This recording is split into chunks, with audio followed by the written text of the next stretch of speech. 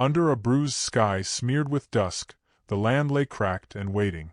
Dust curled in the wind like dry prayer smoke, and somewhere along the arroyo's edge, where even the lizards dared not linger, there she was, tied to a jagged, sun-warmed rock with coarse rope that bit into her wrists.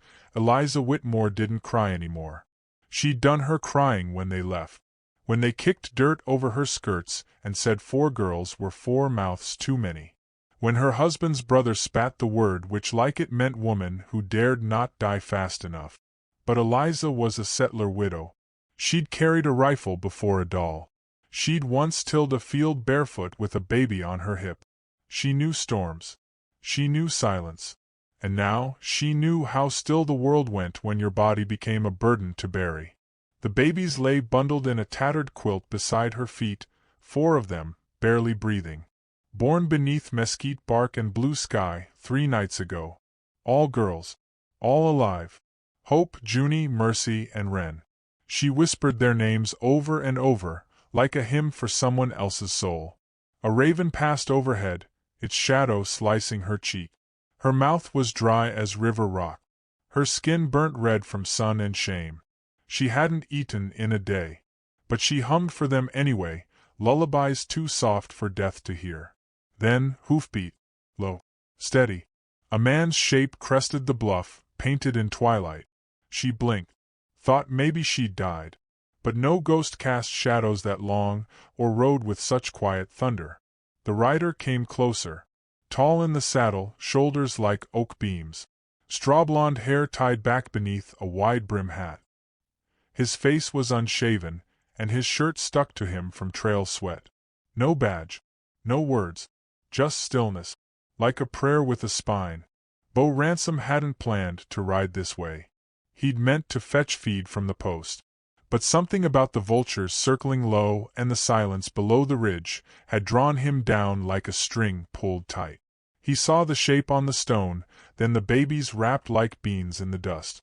He dismounted without a word. His boots crunched slow.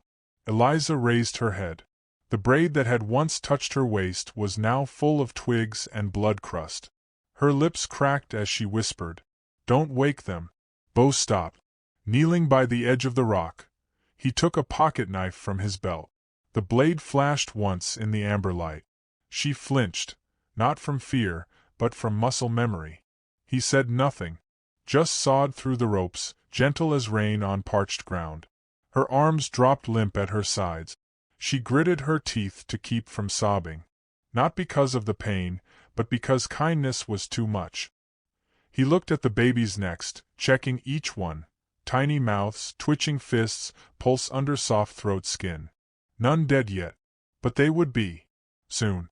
She watched him with hollow eyes. 5:37 p.m., July 27, 2025, Moisa. They left us here, she said.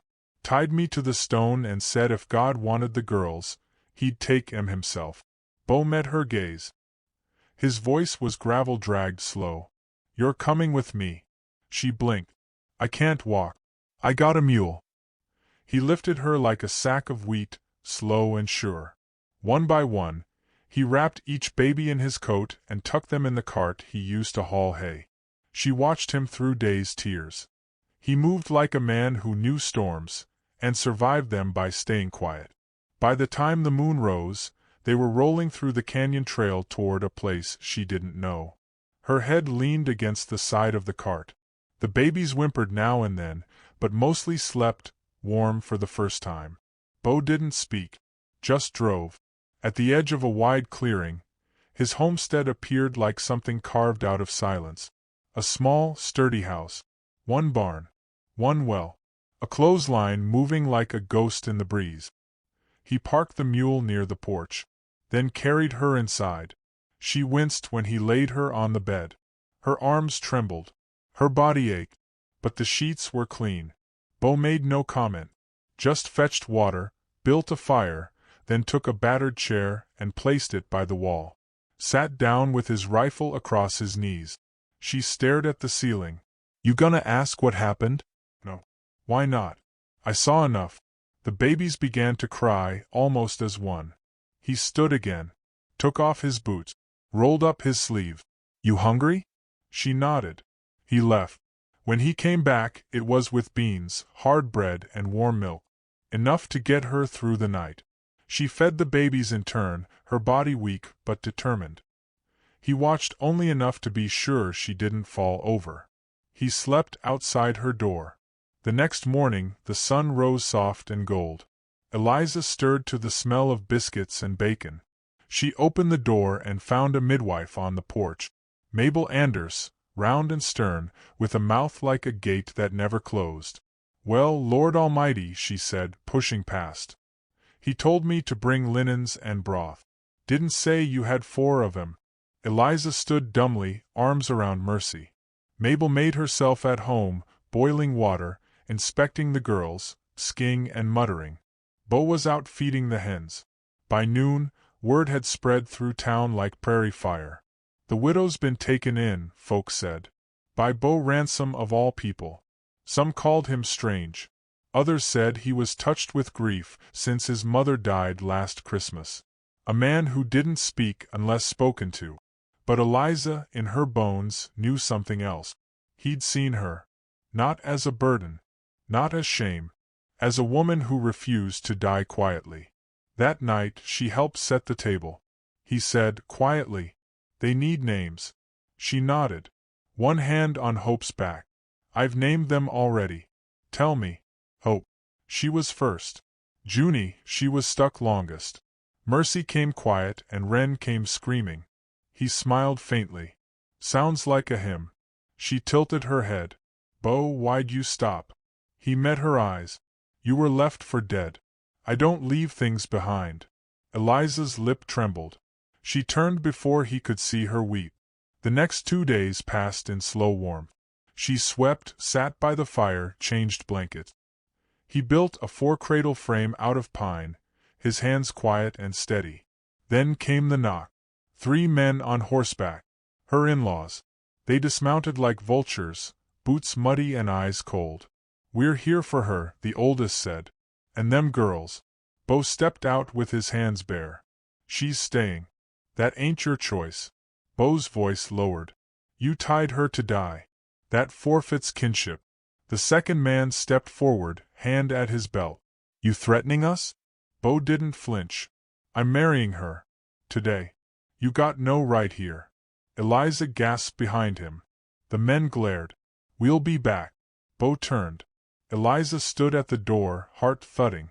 "Is that true?" "Only if you say yes." She stepped onto the porch. Her dress clung to her hips, her braid loose down her back. Her voice cracked. "Yes." The men rode off. The air thinned.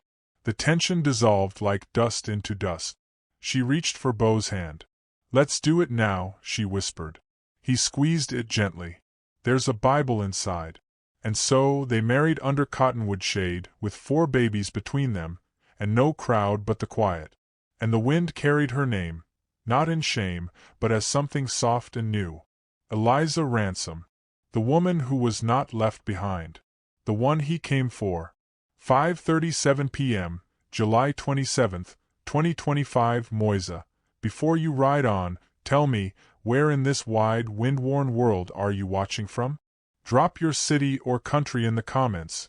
I love seeing how far these Wild West tales travel. And if this story of quiet rescue and brave beginnings stirred your heart, leave a word for Eliza. Or for the kind of man who speaks soft, stays steady, and shows up when no one else will.